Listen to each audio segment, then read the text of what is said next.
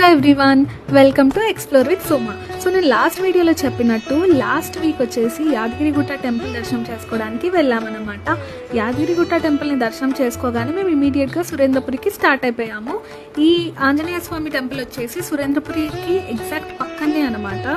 So first మేము టెంపుల్లో అడుగు పెట్టగానే ఇలా ప్రశాంతంగా అనిపించింది. అండ్ చిన్నపిల్లలు కనిపించారు, వాళ్ళు స్కూల్ నుంచి పిక్నిక్ వచ్చారంట.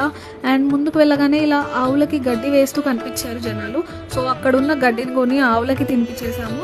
ఒకదానికి తినిపిస్తుంటే పక్కనున్నవి కూడా ఇలా చూస్తున్నాయి అనమాట, వాటికి ఎప్పుడు పెడతామా అని చెప్పేసి. సో అన్ని ఆవులకి గడ్డి తినిపించేసాము. సో తర్వాత మేము టెంపుల్ లోపలికి వెళ్ళాము. టెంపుల్ లోపలికి వెళ్ళగానే మనకి ఫస్ట్ ఆంజనేయ స్వామి దర్శనం ఇస్తారు.